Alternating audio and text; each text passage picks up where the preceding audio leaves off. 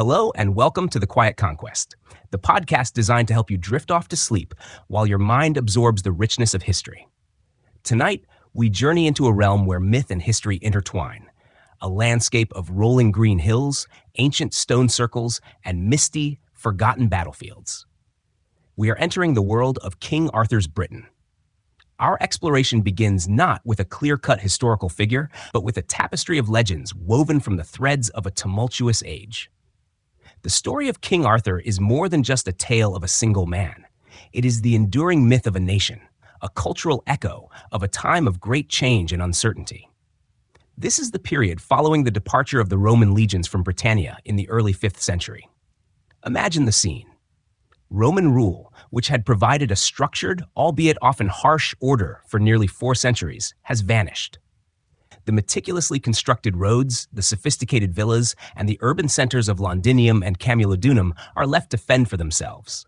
In this power vacuum, the native Romano-British people are left vulnerable, facing threats from all sides. To the north, the Picts and Scots press down from what is now Scotland, raiding and encroaching on former Roman territories. To the east and south, seaborne raiders, the Angles, Saxons, and Jutes from what is now northern Germany and Denmark, are beginning to land on the coast, not merely to plunder, but to settle. This is the crucible from which the Arthurian legend is forged. As the Romano-British leaders struggle to organize a defense, stories of a great warrior, a valiant leader, and a champion of the people begin to emerge.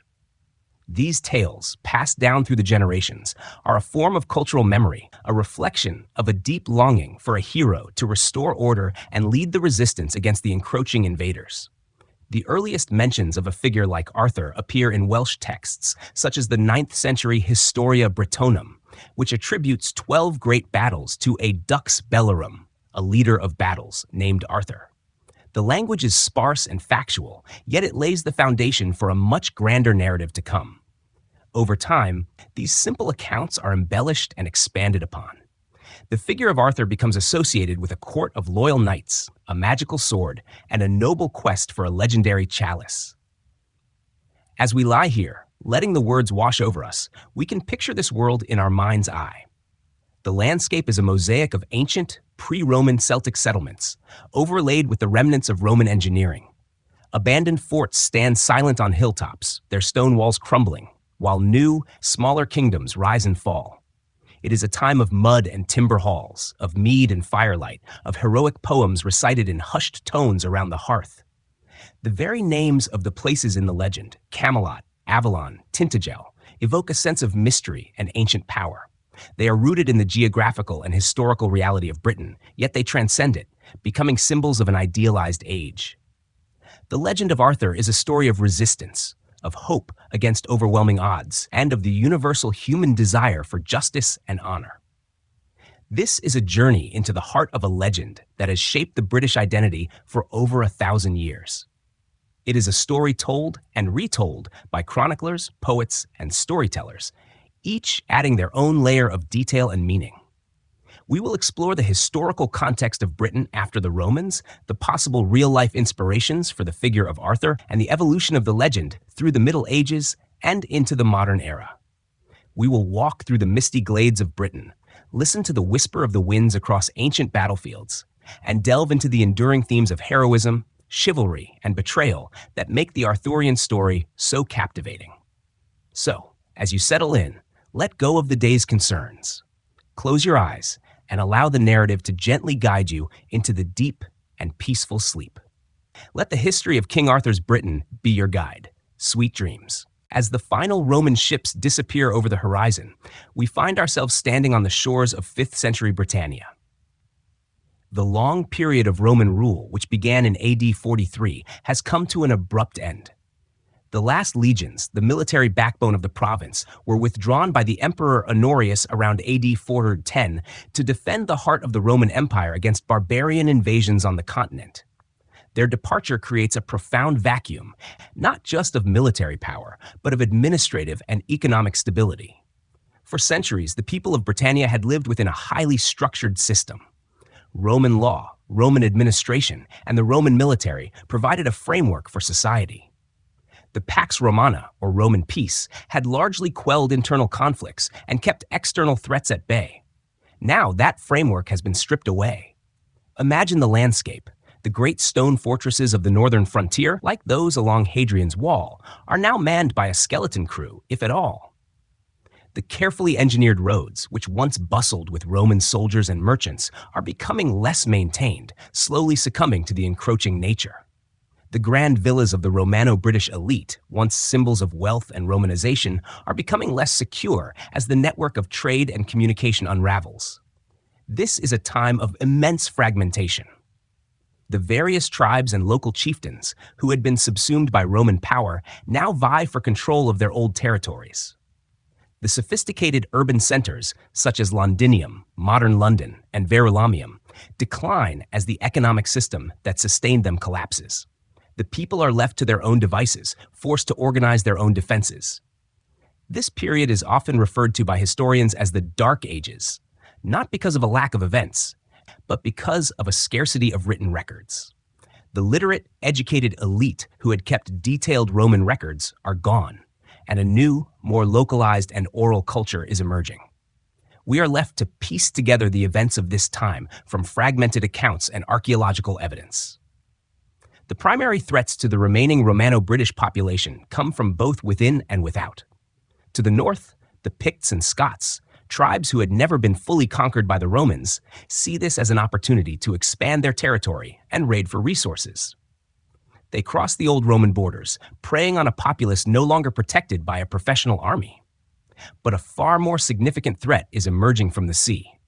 From across the North Sea, Germanic tribes, primarily the Angles, Saxons, and Jutes, begin to arrive on the eastern coast of Britain.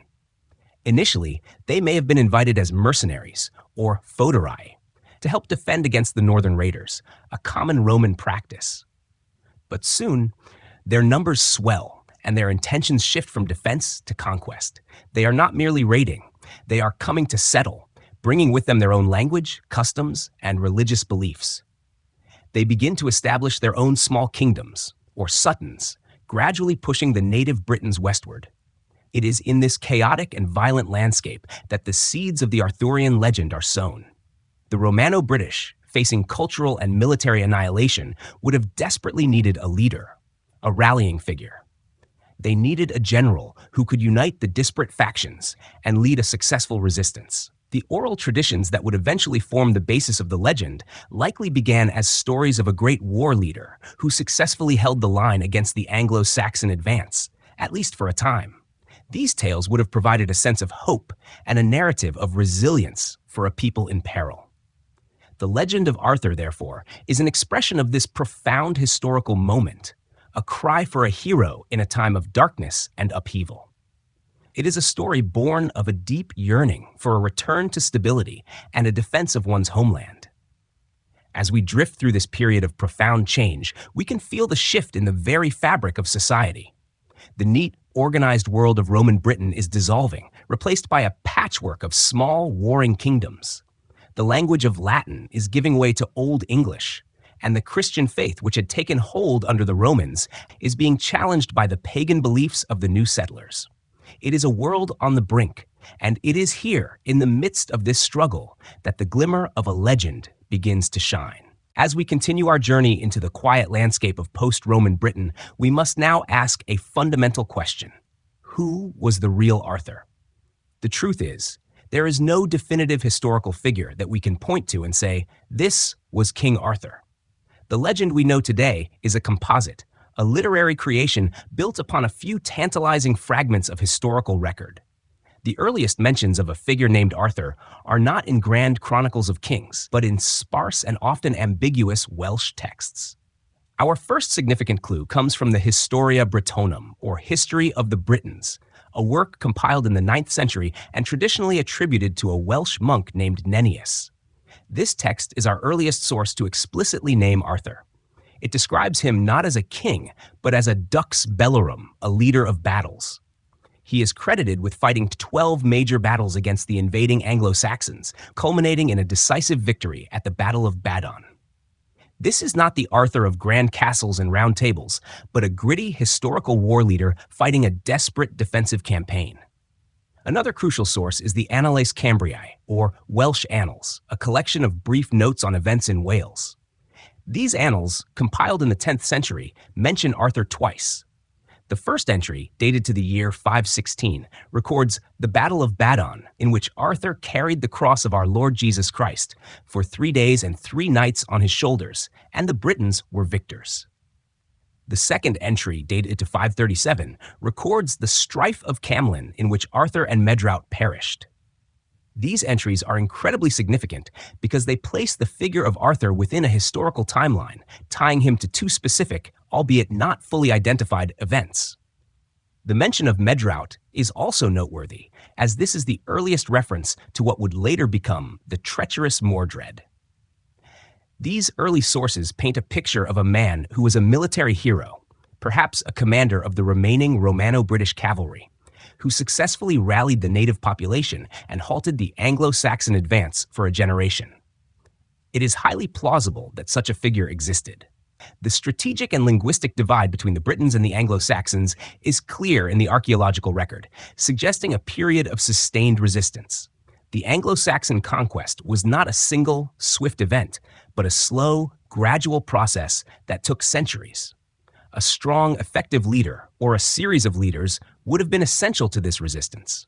This possible historical Arthur would have been a tough, battle-hardened man of the late 5th and early 6th centuries. He would have been steeped in a world that was a mix of Celtic traditions and the fading memory of Roman military organization.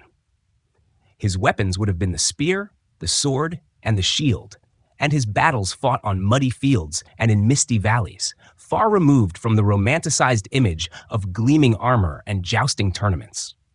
However, we must also acknowledge the scholarly debate surrounding these early sources. The Historia Brittonum and the Annales Cambriae were written centuries after the events they describe. They are not contemporary accounts. The names and battles might have been added later, a way of giving a legendary hero a historical anchor. The fact that the Anglo-Saxon chronicles of the same period make no mention of Arthur is also a puzzle. This silence has led some historians to suggest that Arthur was entirely a mythical figure, a personification of the British struggle for survival, rather than a real man. As we drift deeper into this historical puzzle, we can appreciate the beauty of the ambiguity. The lack of a clear, single historical figure allows the legend to flourish. The Historia Brittonum and the Annales Cambriae provide the historical bedrock, the faint echo of a real person, but they leave enough room for the imagination to build the soaring cathedral of the Arthurian myth. So as you begin to feel your thoughts soften and your mind grow calm, let us hold on to this image of the Dux Bellorum, the leader of battles, a shadow figure who stood against the encroaching tide of history, providing a moment of respite and a flicker of hope for a beleaguered people. As the figure of Arthur remains a shadowy presence in the West, a new and powerful force is emerging in the East, the Anglo-Saxons. These Germanic tribes, the Angles, the Saxons, and the Jutes, are not a single unified army, but a collection of distinct peoples, each with their own customs and leaders.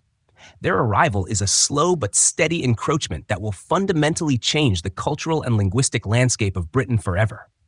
Picture their longboats, made of oak and animal hide, gliding up the estuaries of the East Coast, laden with families, livestock, and the tools of settlement. They are not merely raiders. They are farmers, craftsmen, and warriors seeking new lands to call their own.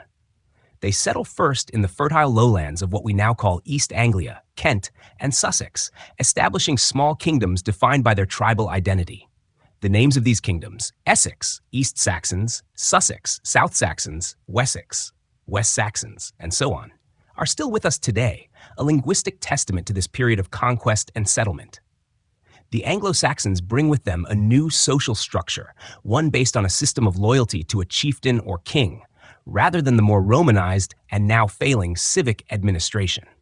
Their religion is pagan, a rich tapestry of gods and goddesses like Woden, Thunor, and Tio, from whom we get the names for our days of the week, Wednesday, Thursday, and Tuesday. Their culture is oral, expressed through heroic poems and sagas recited in great timber halls. The great poem Beowulf, written in Old English, gives us a glimpse into this world of mead halls, heroic deeds, and the constant threat of violence. As the Anglo-Saxons push westward, they encounter the native Romano-British, and the result is a long, drawn-out conflict. The Britons, clinging to their Celtic language and Christian faith, are gradually pushed into the western extremities of the island, into Cornwall, Wales, and the Northern Territories. This period is not one of a single great battle, but of countless small skirmishes, sieges, and a steady, inexorable shifting of the cultural and political boundaries. For a time, the legend of Arthur suggests that the Britons were able to hold the line to achieve a brief period of peace. This is the fabled Age of Arthur, a respite from the Anglo-Saxon advance, attributed to a great British victory like the Battle of Badon. Whether this victory was a single event or a series of successful campaigns, it appears to have bought the Britons a moment of reprieve, a chance to consolidate their power and survive. However, as the decades pass, the Anglo-Saxons continue to grow in strength and numbers. Their kingdoms become more established, their leaders more powerful, and their conquest more organized. By the 7th century, the landscape of Britain is irrevocably changed. The once dominant Romano-British culture is now a minority, confined to the western fringes, while the powerful Anglo-Saxon kingdoms of Mercia, Northumbria, and Wessex dominate the central and eastern parts of the island. This is the end of the world that Arthur fought to save. His legend, however, is not lost. It is carried westward by the displaced Britons into the valleys and hills of Wales and into the independent kingdom of Brittany, in what is now France. In these places, the stories of the great leader who stood against the tide of history are preserved and cherished. They become a source of national identity and pride, a reminder of a heroic past. The legend of Arthur, therefore, endures not on the battlefields where it was born, but in the quiet corners of the world where it was kept alive, waiting for a new generation to discover and reshape it. As we drift through this era of profound change, we can feel the shift in the very soul of the island. The names on the map are changing, the languages spoken are new, and a new culture is taking root. But the ghost of the Dux Bellorum, the leader of battles, still lingers, waiting to reemerge in a different form. For centuries, the story of Arthur remained a quiet regional tale, passed down in the Welsh and Celtic traditions. But in the 12th century, a single man changed everything. His name was Geoffrey of Monmouth, and his work, The History of the Kings of Britain, Historia Regum Britanniae, transformed the shadowy Dux Bellorum into a legendary monarch. Geoffrey was a cleric living in Oxford, a time and place ripe for the creation of grand narratives. He compiled his History around 1136, claiming to have translated an ancient and unknown Welsh manuscript. In reality, he wove together snippets from earlier sources, like the Historia Brittonum, with vibrant, original stories of his own invention.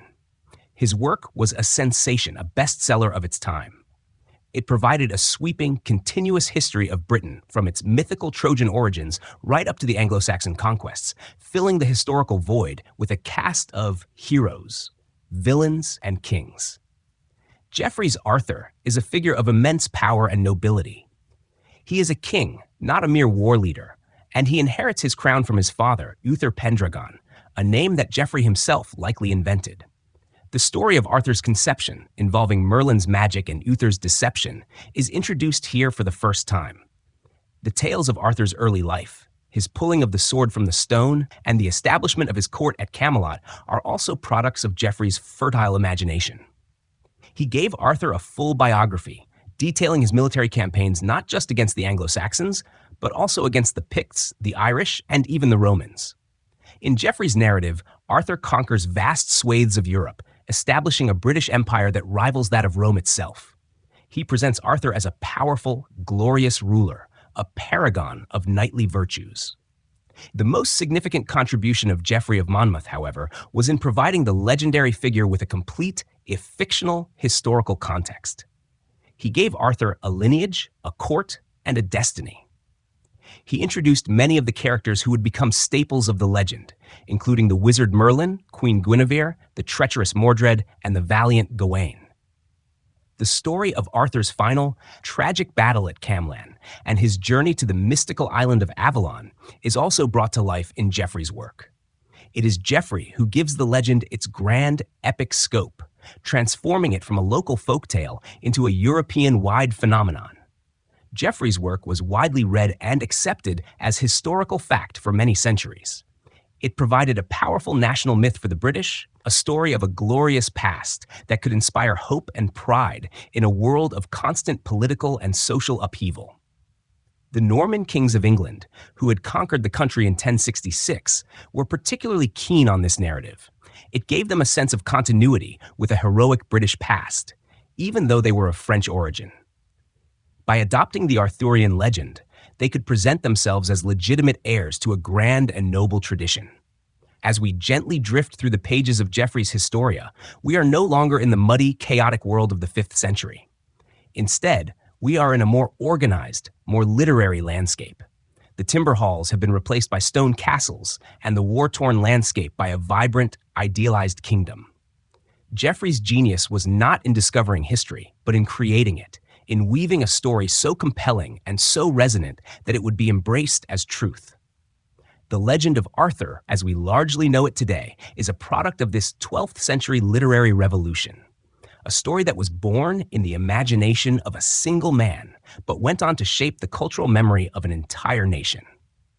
The gentle rain of words continues to fall, creating a soft, soothing tapestry of sound, guiding you further into a peaceful slumber.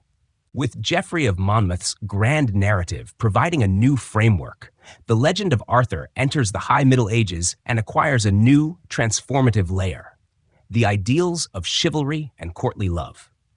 This period, roughly from the 12th to the 14th centuries, is a time of great cultural change in Western Europe. The rise of a powerful and wealthy knightly class, the increased importance of the French language and courtly culture, and the influence of the Crusades all shape the way the Arthurian story is told. The rough, battle-hardened war leader of the Celtic tales is now refashioned as the perfect medieval king, a symbol of knightly virtue and a patron of a refined court. The key figure in this transformation is the French poet Chrétien de Troyes, who, in the late 12th century, writes a series of romances that take the Arthurian legend to a new level of sophistication. Chrétien is the first to introduce the concepts of chivalry and courtly love into the narrative. Chivalry, as he portrays it, is more than just fighting on horseback. It is a code of conduct for knights. It involves courage and military prowess, but also courtesy, loyalty, and a commitment to protecting the weak and upholding justice. Chrétien's knights, like Lancelot and Percival, are no longer just warriors. They are moral and spiritual heroes on a quest for self-improvement and honor. Courtly love, another of Chrétien's innovations, is a highly stylized and often secretive form of romantic love between a knight and a married noblewoman, often the queen herself. It is a relationship that is meant to be a source of spiritual and emotional inspiration for the knight, driving him to perform heroic deeds and achieve greatness. This new theme gives the legend its most famous and tragic love triangle, the affair between Sir Lancelot and Queen Guinevere. This illicit romance provides a powerful, human-centered tension to the grand, heroic narratives.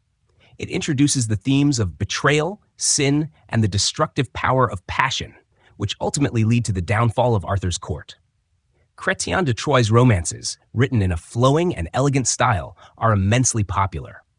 They establish the Arthurian court at Camelot as a place of moral and social perfection, a golden age against which all other courts could be measured.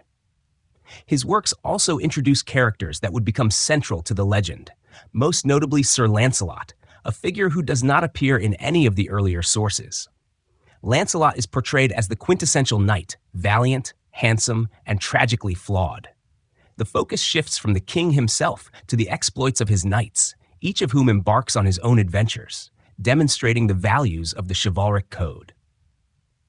As we drift deeper into this period, we see the Arthurian legend becoming a vehicle for exploring the values and anxieties of the High Middle Ages. It is no longer just a story of national resistance, but a tale of personal morality, spiritual quests, and the complexities of human relationships. The simple, historical echoes of the 5th century have been replaced by a shimmering, idealized world of jousts, quests, and secret loves. The legend has moved from the battlefield to the royal court, from the historical annals to the romance novel. As the words continue to flow around you, let your mind relax and absorb this rich cultural transformation, preparing for a restful and restorative sleep. With the Arthurian legend now firmly established in the world of chivalry and courtly love, we can turn our attention to the figures who embody these ideals, the Knights of the Round Table. These are not just warriors, but a fellowship of noble heroes who represent the highest virtues of the chivalric code. The concept of the Round Table itself is a powerful symbol. It first appears in the work of the Norman poet Wace, a chronicler who adapted Geoffrey of Monmouth's Historia into Old French. He describes a table built by Merlin for Arthur's knights, a table where no one sits at the head, signifying that all who are seated there are equals. This simple yet profound idea transforms Arthur's court into a democracy of the most virtuous, a community united by a common code of honor and loyalty. Among these knights, a few stand out, their stories becoming legends in their own right. There is Sir Lancelot, the greatest knight in the world, whose strength and skill in battle are unmatched. He is the epitome of the chivalric ideal, brave, loyal, and noble. Yet his secret love for Queen Guinevere becomes his tragic flaw, a betrayal that ultimately shatters the fellowship. Then there is Sir Gawain, Arthur's nephew, who embodies the knightly virtues of courage and loyalty. He is a steadfast figure, a knight who takes up a seemingly impossible challenge in the face of the mysterious Green Knight, a story that tests the very limits of chivalry and honor. His story, as told in the 14th century poem Sir Gawain and the Green Knight, is a masterpiece of medieval literature, exploring themes of honesty, humility, and the true meaning of a knight's word. Another pivotal knight is Sir Percival, a pure and innocent hero whose quest for the Holy Grail is a central theme in many of the later romances. Percival's journey is not just a physical one, it is a spiritual odyssey, a quest for a deeper understanding of faith and purity. His character contrasts sharply with Lancelot, highlighting the different paths a knight could take, one of worldly prowess and the other of spiritual devotion. There are many more knights, each with their own tales of adventure and valor. Sir Galahad, the perfect and pure knight who is the only one worthy of achieving the Grail. Sir Tristan, whose tragic love for Iseult parallels the Lancelot and Guinevere story, and the host of others who populate the court of Camelot. The lives of these knights, with their quests and their loves, give the Arthurian legend a human scale. The stories are no longer just about the rise and fall of a great kingdom, but about the personal struggles of the men who built it. The Fellowship of the Round Table represents an idealized society, a place where justice, courage, and honor reign supreme. It is a symbol of a golden age, a fleeting moment of perfection that is ultimately undone by the very human flaws of its members. The betrayal and infighting among the knights, spurred on by the secret affair of Lancelot and Guinevere, lead to a civil war that destroys the kingdom Arthur worked so hard to build. As we settle deeper into a peaceful state, the imagined image of the Round Table can serve as a calming, circular symbol of balance and unity. Within the grand tapestry of the Arthurian legend, two objects stand out, shimmering with magic and meaning: the sword Excalibur and the Lady of the Lake. These are not merely props in a story. They are powerful symbols of Arthur's legitimacy, his divine right, and the mystical forces at play in his world. The story of the sword is one of the most enduring parts of the myth. In one version, the young Arthur proves his royal lineage by pulling a sword from a stone, a feat no one else can accomplish. This act symbolizes his right to rule, demonstrating that his authority comes not from brute force, but from a preordained destiny. This sword, however, is a different one from the legendary Excalibur. Excalibur is the sword given to Arthur by the enigmatic Lady of the Lake.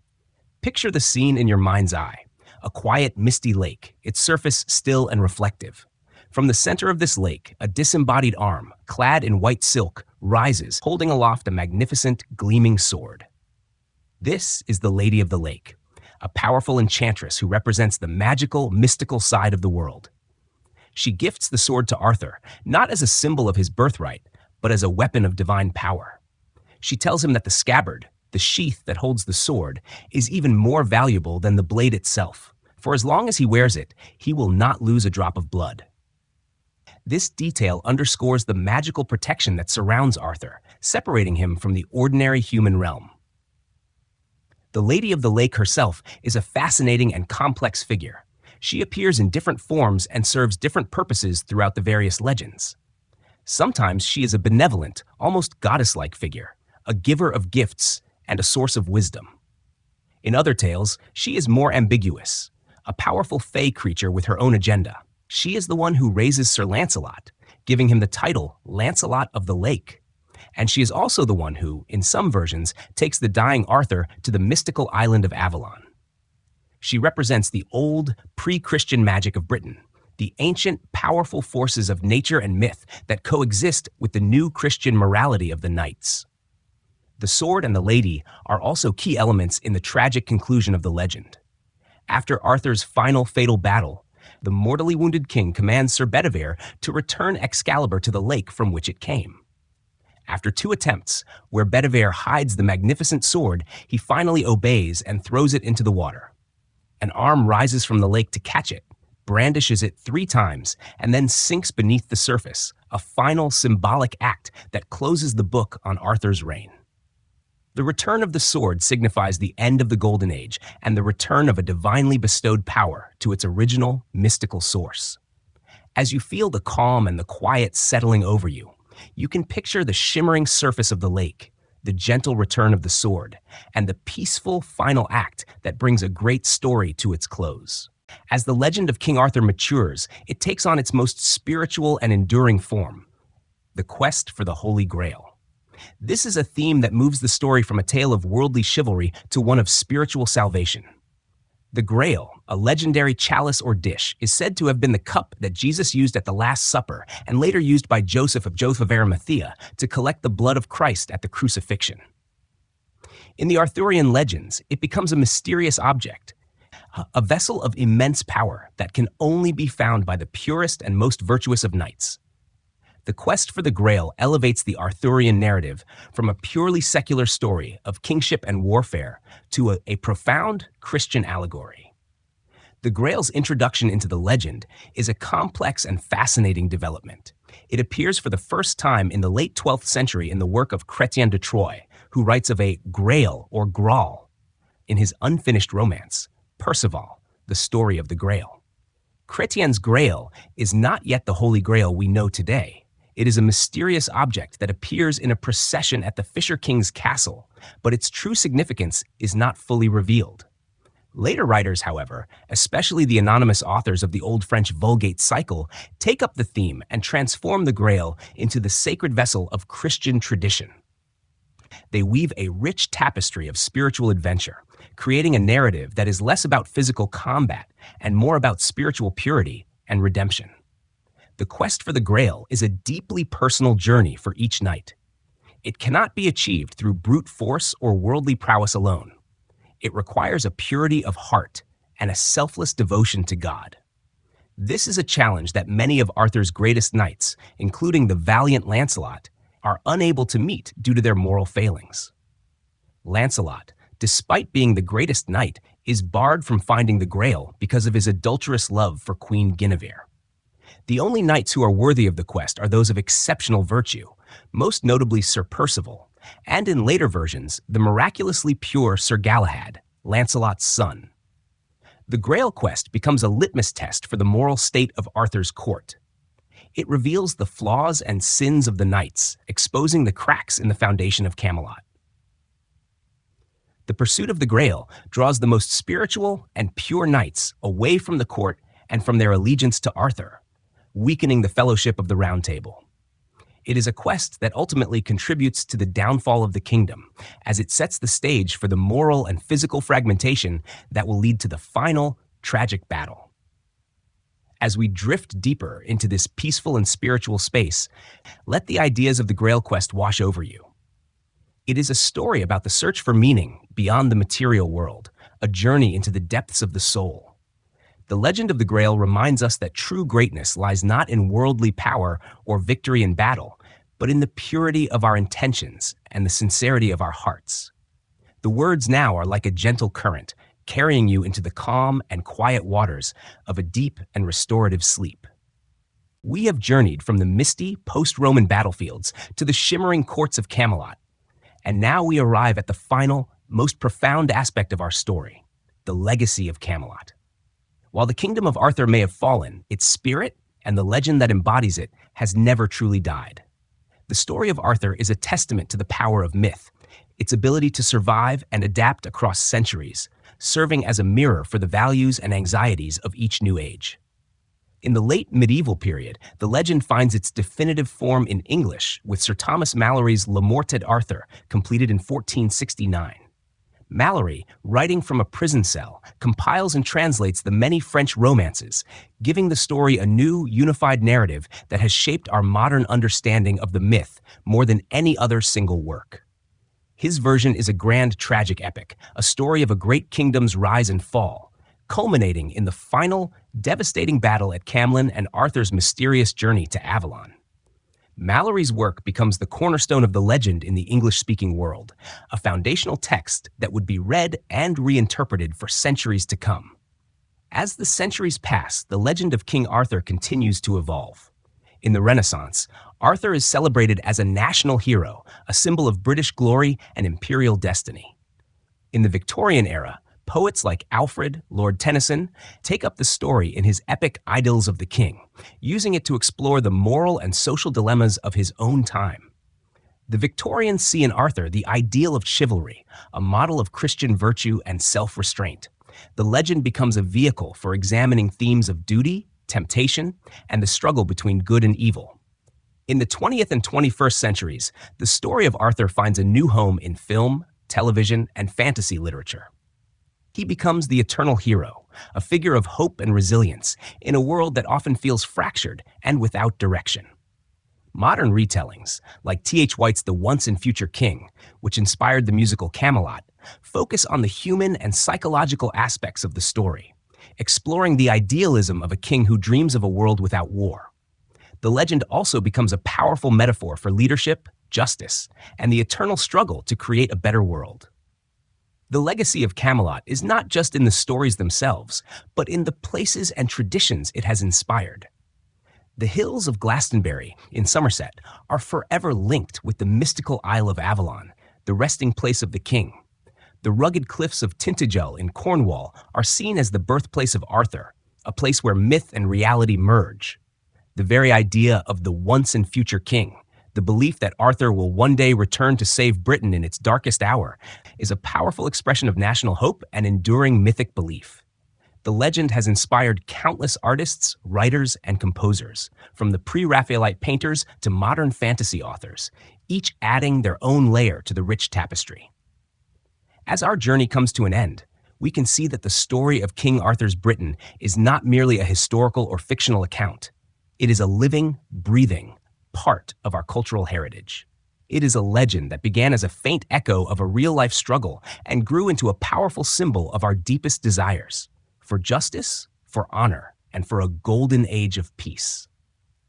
So as you drift off into the final moments of your waking consciousness, let the sound of these stories fade into the background. Let the images of Camelot, the Round Table, and the Lady of the Lake settle gently in your mind. The legend of Arthur continues to whisper through the centuries, a quiet and comforting presence in the long night. Sweet dreams.